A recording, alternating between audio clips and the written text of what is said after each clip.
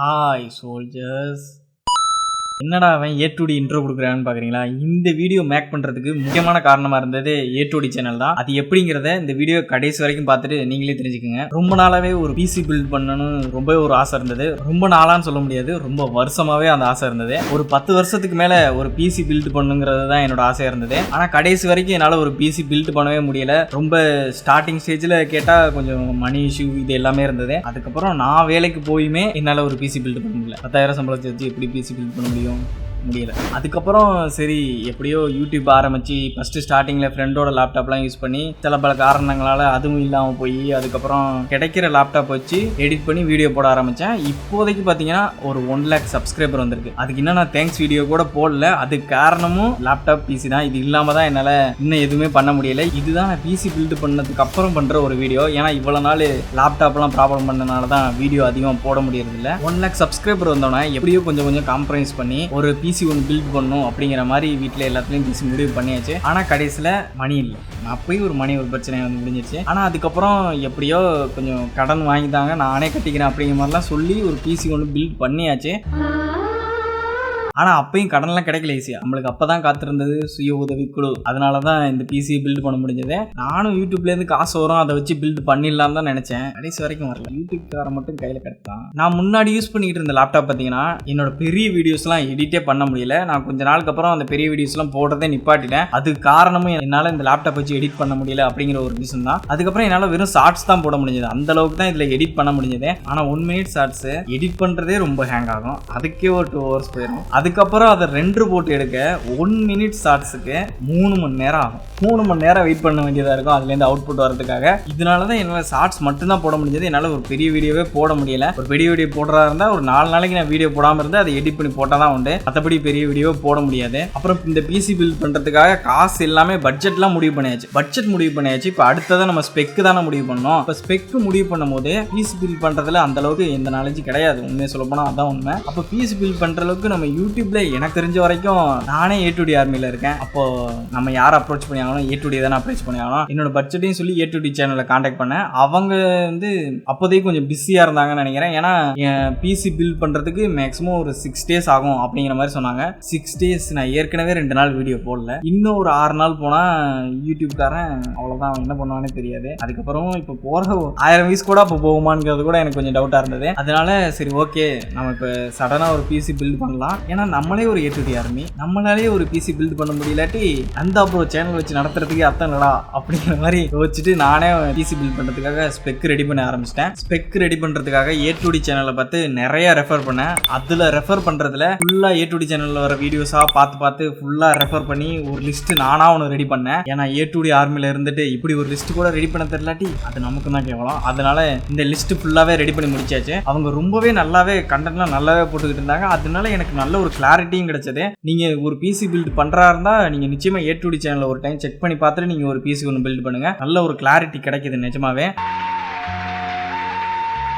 அவங்களுக்குலாம் இன்னும் ஏன் நிறைய ஸ்பான்சர் வீடியோ கிடைக்கலன்னு தெரியல. இந்த யூடியூப் காரணம் அவன் தான் சஜஸ்ட் பண்ண மாட்டான் அதே பேர். அப்படி நான் ரெடி பண்ண ஸ்பெக்கு ஓரளவுக்கு என்னோட பட்ஜெட்டுக்குள்ளே வந்துருச்சு. நான் ஒரு எடிட்டிங் பிசி பில்ட் பண்ணுறனால அதுக்கேற்றாப்புல தான் ஒரு ஸ்பெக் ஒன்று ரெடி பண்ணியிருந்தேன். ஆனால் எனக்கு எங்கே பில்ட் பண்ணுறது அப்படிங்கிறது ஒரு கன்ஃபியூஷனாகவே இருந்தது. ஆனால் நான் இருக்கிறது கொஞ்சம் டவுன்லாம் கிடையாது. இங்கெல்லாம் பிசியை பில்ட் பண்ண முடியாது. மேக்ஸிமம் நான் போகிறா இருந்தால் திருச்சி, கோயம்புத்தூர், சென்னை இது 3 பிளேஸ் தான் செலக்ட் பண்ணி ஆகணும். நான் இது வரைக்கும் சென்னை போனதே கிடையாது. எனக்கு அங்கே போய் பில்டு பண்ணி நான் எப்படி பில்டு பண்ணிட்டு கொண்டு வருவேன் எனக்கு அதை பற்றி எந்த ஐடியாவும் கிடையாது. சரி ஓகே சென்னை இதில் ஒன்று கேன்சல் பண்ணிட்டேன். திருச்சியில் பார்த்த வரைக்கும் எந்த பிசி பில்ட் ஸ்டோருமே அவ்வளோ பாப்புலாரிட்டியாகவும் இல்லை, எங்கேயுமே கிளியரான விஷயம் எனக்கு கிடைக்கல. சரி ஓகே திருச்சியும் அப்போ கேன்சல் பண்ணியாச்சு. கோயம்புத்தூரில் நான் கோயம்புத்தூர்ல ஒர்க் பண்ணியிருக்கேன். அதனால எனக்கு கோயம்புத்தூரில் எனக்கு பண்ணுறது ரொம்பவே ஒரு ஈஸியாக இருந்தது, கொஞ்சம் தெரிஞ்ச இடம் அப்படிங்கிறனால. அதனால டேரெக்டாக கோயம்புத்தூர் கிளம்பி போகலான்னு முடிவு பண்ணியாச்சு. அங்கே இருக்க சில ஸ்டோரில் எல்லாம் கொட்டேஷன் வாங்கிடலான்னு சொல்லிட்டு நிறைய பேருக்கு பேசினேன். பயாஸில் ஃபஸ்ட்டு கொட்டேஷன் வாங்கினேன். அதான் பயாஸில் நான் கொட்டேஷன் வாங்கிட்டு அடுத்து வேறு ஏதாவது ஸ்டோர் பார்க்கலாம் அப்படிங்கிற மாதிரி தான் நம்ம Benq நிசார் இருக்கார்ல, அவர் சேனல் நீங்க யூடியூப் சர்ச் பண்ணி பாருங்க, கிடைக்கும், உங்களுக்கு தெரிஞ்சிருக்கும்னு நினைக்கிறேன். அவர் பிசி பில்ட் ஒன்று பண்ணியிருந்தாரு. அவர் பார்த்தீங்கன்னா கோயம்புத்தூர்ல பேமார் கம்ப்யூட்டர்ஸ் அங்கதான் பண்ணியிருந்தாரு. அங்க பிரைஸும் கொஞ்சம் அவர் சொன்னதை வச்சு பார்த்தா கொஞ்சம் பிரைஸும் கொஞ்சம் நல்லா இருக்க மாதிரி இருந்தது. அதனால நான் பயாஸ்ல ஒரு கொட்டேஷன் வாங்கிட்டு அப்புறம் அங்க வேமார்க்லையும் கால் பண்ணி கேட்டிருந்தேன். நான் பயாஸ் கம்ப்யூட்டர் ஸ்டோர்ல கொடுத்ததை விட இவங்க வேமார்க்ல கொஞ்சம் நல்லா பிரைஸ் கொஞ்சம் கம்மியாவே இருந்தது, அஃபோர்டபுளாகவும் இருந்தது, என்னோட பட்ஜெட்டுக்குள்ள இருந்தது. அதனால நான் வேமார்க்கே செலக்ட் பண்ணியிருந்தேன். Benq சார் கூட அதுதான் சஜஸ்ட் பண்ணியிருந்தாரு. Thanks Benq sir. அங்கதான் பிசி பில்ட் பண்ணேன். பண்ணேன். பிசி பில்ட் பண்றதுக்கு நான் செலக்ட் பண்ண ப்ராசஸர் பாத்தீங்கன்னா எனக்கு Ryzen 5 5600G இதுதான் போகணுங்கிற மாதிரி ஒரு ஐடியால இருந்தேன். அதுக்கப்புறம் எப்படி இருந்தாலும் நான் இந்த பிசி பில்ட் பண்றதுக்கே நான் அடிச்சு பிடிச்சு பெரட்டி அதுக்கே எனக்கு 10 வருஷம் ஆயிருச்சு. இனிமே இன்னொரு இது ஒரு ஃபியூச்சர் அப்கிரேடா பண்ணணும், இல்ல ஒரு 3-4 வருஷத்துக்காச்சும் எனக்கு அந்த பிசி நல்லாவே ஒர்க் ஆகணும். அப்படி யோசிச்சு தான் Ryzen 7 போயிட்டேன். Ryzen 7 5700G இந்த ப்ராசஸர் தான் நான் யூஸ் பண்ணியிருக்கேன் இந்த பிசி பில்டுக்கு. இந்த பில்டுக்கு நான் கிராபிக்ஸ் கார்டு யூஸ் பண்ணல. ஏன்னா இது வந்து 5700G உங்களுக்கு எல்லாருக்குமே தெரியும், அது ஒரு APU ப்ராசஸர். அது இன்பில்டாவே கிராபிக்ஸ் இருக்கும். அந்த கிராபிக்ஸே எனக்கு இன்டர்னல் கிராபிக்ஸ் அந்த அளவுக்கு போதும் தான் எனக்கு தோணுச்சு. அதுக்கு மேல வேணும்னா எடிட்டிங்க்கு கிராபிக்ஸ் கார்டு நிச்சயம் தேவைப்படும். ஆனா இப்போதைக்கு எனக்கு தேவையில்லை. நான் இன்னும் கொஞ்சம் ஃபியூச்சரா அப்கிரேட் பண்ணும்போது நான் அந்த கிராபிக்ஸ் கார்டு யூஸ் பண்ணிக்கலாம். இன்னும் கொஞ்சம் போட்டு நல்ல ஒரு கிராபிக்ஸ் கார்டை பர்ச்சேஸ் பண்ணிக்கலாம். இப்போதைக்கு என்ட்ரி லெவல் கிராபிக்ஸ் கார்டெல்லாம் போடுறதுக்கு என்ன கேட்டால் நான் வேணாம்னு சொல்லுவேன். அதெல்லாம் உங்களுக்கு வேஸ்ட் ஆஃப் மணி தான். அதெல்லாம் நீங்க போகாதீங்க. அப்படி போறா இருந்தா இந்த மாதிரி சில APUs பக்கம் போயிருங்க. இல்லாட்டி ஃபர்ஸ்ட் இந்த ப்ராசஸர் வச்சு பில்ட் பண்ணி முடிச்சுட்டு அதுக்கப்புறம் நீங்க கிராபிக்ஸ் கார்டு போட்டுக்கோங்க. அதுதான் பெஸ்ட் சாய்ஸ்னு சொல்லுவேன். அடுத்ததான் மதர்போர்டை பொறுத்த வரைக்கும் ஜிகாபைட்டோட 450M சிப்செட் உள்ள ஒரு மதர்போர்டு தான் சூஸ் பண்ணினேன். இதுல ஒய்ஃபையும் கூட வந்திருந்தது. நல்ல ரீசனபிளான ஒரு பிரைஸ்லயும் கிடைச்சது. இது பயாஸ்லாம் ஏற்கனவே அப்டேட் பண்ணி தான் இருந்தது. அதனால எந்த ப்ராப்ளம் கிடையாது. இந்த 5700G ப்ராசஸர் நிச்சயமா யூஸ் பண்ணலாம். இதுல ரேம் பொறுத்த வரைக்கும் 8GB போடலாம்னு முடிவு பண்ணியிருந்தேன். அப்புறம் 8GB வேணாம், ஒரு 2 8GB போட்டுக்கலாம், டியூவல் சேனலா மாத்திக்கிட்டு. ஆனா இப்போ வந்து 3200 MHz போலாம் அப்படிங்கிற மாதிரி தான் ஃபர்ஸ்ட் பிளான் இருந்தது. ஆனா அதுக்கப்புறம் 3600 MHz போட்டா உங்களுக்கு AMD ப்ராசஸர் பொறுத்த வரைக்கும் இன்னுமே கொஞ்சம் பர்ஃபார்மன்ஸ் நல்லா நோட்டிசபிளா கிடைக்கும். இது காரணமும் 8D. அதனால 3600 MHz உள்ள ஒரு ரேம் தான் சூஸ் பண்ணியிருந்தேன். 2 8GB ரேம் சூஸ் பண்ணியிருந்தேன். அடுத்ததா பவர் சப்ளை SMPS பொறுத்த வரைக்கும் கூலர் மாஸ்டரோட பிராண்ட்ஸ் தான் போயிருந்தேன். 18+ பிராண்ட்ஸ் போயிருந்தேன். பிராண்ட் சர்டிஃபிகேஷன் உள்ள ஒரு SMPS தான் செலக்ட் பண்ணியிருந்தேன். இந்த SMPS வந்து 550 வாட் இந்த பில்டுக்கு எனக்கு போதும் தான் பட்டது. 650 வாட்லாம் போயிருக்கலாம். ஆனா என்னோட பட்ஜெட் அந்த அளவுக்கு இல்லை. 550 வாட்டே போதும் அப்படிங்கிற மாதிரி தான் நிறுத்திக்கிட்டேன். Ryzen 7க்கு அதுவே போதும். அதுவும் SMPSல நிறைய சர்டிஃபிகேஷன் இருக்கு. பிரான்ஸ், கோல்டு, சில்வர் இந்த மாதிரிலாம் இருக்குது. ஆனா நான் பிராண்ட்ஸுக்கே போயிட்டேன். ஏன்னா A2D சேனல்லே அவங்க பில்டுக்கு பிராண்ட்ஸ் தான் யூஸ் பண்ணிட்டு இருக்காங்க. ஸோ இதுவும் A2D தான்.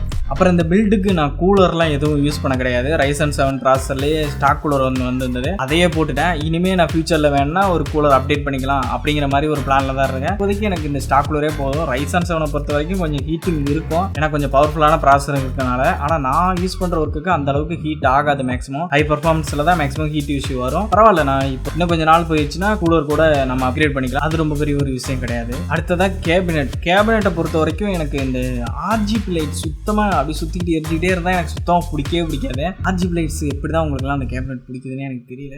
ஆனால் பார்க்குறதுக்கு நல்லா தான் இருக்குது. அது எந்த ப்ராப்ளமும் கிடையாது. ஆனால் அது பாட்டுக்கு ஓரமாக கலராக எரிஞ்சிக்கிட்டு இருந்தால் சீரியல் செட் மாதிரி எனக்கு அது பிடிக்காது. ஆனால் நான் அங்கே போய் பார்த்த வரைக்கும் கேபினெட்ஸ் எல்லாமே RGB லைட்டோட தான் இருந்தது. RGB லைட்ஸ் இல்லாமல் வந்தால் உங்களுக்கு ஃபேன்ஸே வராது அப்படிங்கிற மாதிரி தான் இருந்தது. எனக்கு ஃபேன் ரொம்பவே முக்கியம். உள்ளக்க இருக்க ஹீட் கொஞ்சமாச்சும் வெளியே போகணும்னா கேபினெட்டில் உள்ள ஃபேன்ஸும் கொஞ்சம் யூஸ் ஆகும். அதுக்காக நான் ஃபேன்ஸ் நிச்சயமாக வேணும்னு முடிவு பண்ணிட்டேன். அப்போ RGBயோட தான் வரும். அப்படி தான் இருக்குது எல்லா கேபினெட்டுமே. ஏன் இப்படி பண்ணியிருக்கானுங்கன்னு தெரியல. அதனால RGBயோட அந்த கேபினெட்டை பர்ச்சேஸ் பண்ணியாச்சு. அது ஒரு சைனீஸ் பிராண்டு. கேபினெட்ஸ் எல்லாமே அவ்வளோதான், நம்ம ப்ரைஸ் ரேஞ்சுக்கு அவ்வளோதான் கிடைக்கும். அதனால அதுவே போதும் அப்படிங்கிற மாதிரி வச்சுட்டேன். ஆனால் இது சில இடத்துல கூட யூஸ் ஆகும். பின்னாடி ப்ராக்டிக்கல் லைட் மாதிரி கூட சிஸ்டத்தை வச்சு மேனேஜ் பண்ணிக்கலாம் வீடியோக்கு.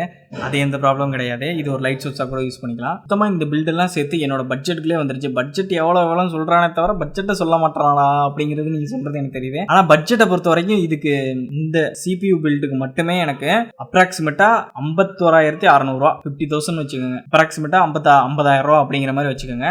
50,000க்குள்ளே இந்த பில்டு முடிஞ்சிருச்சு. என்னோட பட்ஜெட்டுக்கு ரொம்பவே அஃபோர்டபுளா இருந்தது. நல்ல ஒரு பில்டு கூட. அப்படிதான் எனக்கு ஃபீல் ஆனிச்சு. ஏன்னா என்னோட எடிட்டிங்க்கு இது என்ன சொல்றது, ஒரு 3-4 வருஷத்துக்கு தாராளமா இருக்கும் அப்படிங்கிற மாதிரி தான் நான் ஃபிக்ஸ் பண்ணியிருந்தேன்.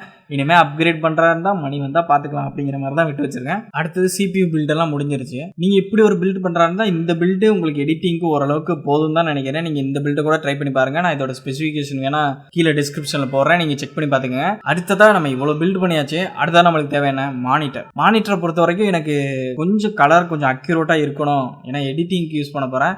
கொஞ்சம் அக்யூரேட்டாக இருக்கணும். இந்த லேப்டாப்பில் பார்த்தீங்கன்னா கலர் கொண்டு வரதுக்குள்ளே எனக்கு பெரிய படம் வந்துடும். நம்ம வீடியோ ஷூட் பண்ணும்போது அங்கங்கே எனக்கு இங்கே ஃபுல்லாக எல்லோ கொஞ்சம் நிறையா இருக்குது ரூமில். அதனால் ஃபேஸ் ஃபுல்லாக எல்லோ வந்துடும். அது எனக்கு இந்த லேப்டாப்பில் தெரியவே தெரியாது. நல்லா நேச்சுரலாக இருக்க மாதிரி தெரியும். அப்லோட் பண்ணதுக்கப்புறம் பார்த்தா கேவலமாக இருக்கும் வீடியோ. அதுக்காகவே ஓரளவு கலர் அக்யூரேட்டாக இருக்க மானிட்டர் தான் வாங்கணும். நம்ம பட்ஜெட் வேறு கம்மியாக இருக்குது. சரி, கலர் அக்யூரேட்டாக எப்படி இருக்கணும் அப்படின்னு பார்க்கும்போது LG நல்லா இருந்தது, Benq நல்லா இருந்தது. LG எனக்கு கிடைக்கல. ஆனால் Benq போய்க்கலாம். ஏன்னா Benq வந்து ஓரளவுக்கு ப்ரொஃபஷனல் மானிட்டர் தான். அதனால் Benq போயிட்டேன். Benqல 24 இன்ச் மானிட்டர் தான் வாங்கியிருக்கேன். ஏன்னா 60 இன்ச் லேப்டாப்ல எடிட் பண்ணிட்டு 24 இன்ச் பார்க்கறதுக்கு அது நல்லாவும் இருக்குது, எடிட் பண்றதுக்கும் ரொம்ப அழகா இருக்கு.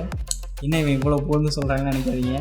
ஒரு 16 இன்ச் லேப்டாப்பில் யூஸ் பண்ணிட்டு அவ்வளோ பெரிய ஸ்க்ரீனில் யூஸ் பண்ணி பாருங்கள் உங்களுக்கு. அது பார்த்தீங்கன்னா அப்ராக்சிமேட்லி ஒரு 12,000 வந்தது. அந்த Benq மானிட்டர் ஒரு 12,000 வந்தது. அதுக்கப்புறம் இங்கே பவர் இஷ்யூ எங்கள் ஏரியாவில் கொஞ்சம் பவர் இஷ்யூ கொஞ்சம் அதிகமாக தான் இருக்குது. ஒரு UPS ஒன்று வாங்கணும் முடிவு பண்ணிட்டேன். என்கிட்ட பட்ஜெட்டே இல்லை. என்ன பண்ணுறதுன்னு யோசிக்கும் போது கொஞ்சம் கம்மி ப்ரைஸில் இப்போதைக்கு ஒரு UPS போட்டுக்கலாம். நம்மளுக்கு ப்ராஜெக்டை அட்லீஸ்ட் சேவ் பண்ணி க்ளோஸ் பண்ணுற அளவுக்கு இருந்தால் கூட போதும். ஏன்னா அடிக்கடி பவர் ஷட் இந்த மாதிரி இஷ்யூ வந்துச்சுன்னா பிசியில் ஏதாச்சும் இஷ்யூ வரும் அப்படிங்கிற மாதிரி பயந்து நான் ஒரு UPS ஒன்று பர்ச்சேஸ் பண்ணிட்டேன். அது பார்த்தீங்கன்னா அது என்ன லுமினஸோ ஏதோ ஒரு பிராண்டுன்னு நினைக்கிறேன். அது அந்தளவுக்கு நல்லா இருக்குன்னா நான் யாருக்கும் ரெக்கமெண்ட்லாம் பண்ண மாட்டேன். ஓகே, இப்போதைக்கு ஒரு 5 நிமிஷத்துக்கு பேக்கப் எனக்கு கிடைச்சா போதும் அப்படிங்கிற மாதிரி தான் அதை வாங்கி வச்சிருக்கேன். அது ஒரு 2800 ப்ரைஸ் ரேஞ்சில் கிடச்சிது. மொத்தமாக இந்த பில்டுக்கு நான் செலவு பண்ண காசு எவ்வளோன்னு கேட்டிங்கன்னா 66,000 ரூபா. இதுதான் என்னோட பட்ஜெட்டில் இருந்தது. ஆனால் இதோட முடியலை. இன்னும் இதுக்கு டேபிள்லாம் பர்ச்சேஸ் பண்ணணும். ஏன்னா பில்டு பண்ண வீடியோ அப்புறம் என்னோட பிசி அசம்பிள் எல்லாத்தையும் போடுறேன். அதில் பார்த்துக்கங்க. அதில் இருக்க அந்த டெஸ்க்லாம் கொஞ்சம் பழைய டெஸ்க் தான். இன்னும் புது டெஸ்க்லாம் பர்ச்சேஸ் பண்ணல. அந்த அளவுக்கு இன்னும் பட்ஜெட் எதுவும் கிடைக்கல. அதனால் பட்ஜெட்லாம் கிடைச்சதுக்கப்புறம் புது டெஸ்க்லாம் போட்டுக்கலாம் அப்படிங்கிற மாதிரி இப்போதைக்கு எடுத்து வச்சிருக்கேன். எடிட் பண்ணால் போதும் நமக்கு. அதுக்கப்புறம் இதெல்லாம் அப்புறம் பார்த்துக்கலாம் அப்படிங்கிற மைண்ட் செட்டில் தான் இருக்கேன். உங்களுக்கு நான் டெஸ்க்கெல்லாம் பர்ச்சேஸ் பண்ணால் அதையும் நான் என்னோட டிஸ்கிரிப்ஷனில் கொடுத்து வச்சிருக்கேன் லிங்க்கு. இதில் வந்து நான் A2D சேனல் இதுக்கெல்லாம் தேங்க்ஸ் பண்ணியிருப்பேன். Benq நிசாருக்கு தேங்க்ஸ் பண்ணியிருப்பேன். அதே மாதிரி 1 மந்தில் எனக்கு 1 lakh சப்ஸ்கிரைபர் கிடச்சிருக்கு. அதுக்கு சப்ஸ்கிரைபராக உங்களுக்கும் ரொம்ப தேங்க்ஸ் சொல்லிக்கிறேன். இது எப்படி 1 மந்தில் 1 lakh சப்ஸ்கிரைபர் கிடைச்சது அப்படிங்கிற மாதிரி யாராச்சும் யூடியூப் சேனல் ஆரம்பிக்கிறீங்க, இதை பற்றின ஏதாச்சும் ஒரு வீடியோ வேணும் அப்படின்னு நினச்சிங்கன்னா நீங்கள் கமெண்ட் பாக்ஸில் கமெண்ட் பண்ணுங்கள். உங்களுக்காக அதுக்கான ஒரு வீடியோ கூட நான் மேக் பண்ணுறேன். அது எந்த ப்ராப்ளமும் கிடையாது.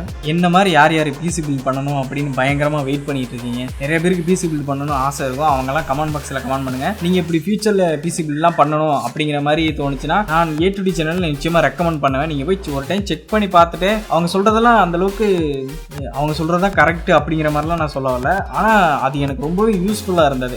நீங்கள் பார்த்தீங்கனாலே உங்களுக்கு கொஞ்சம் கொஞ்சம் புரிய ஆரம்பிக்கும். அவங்க போடுற வீடியோஸ்லாம் ரொம்பவே யூஸ்ஃபுல்லாக இருக்குது நிஜமாலே. அதனால தான் நான் ரெக்கமெண்ட் பண்ணுறேன். நிச்சயமாக பிசி பில்ட் பண்ணுறா இருந்தால் அந்த சேனலில் ஒரு டைம் செக் பண்ணி பார்த்துக்கோங்க. நீங்கள் பார்த்துக்கிட்டு இருக்கிறது ஃபைவ்டாக். நான் கவி.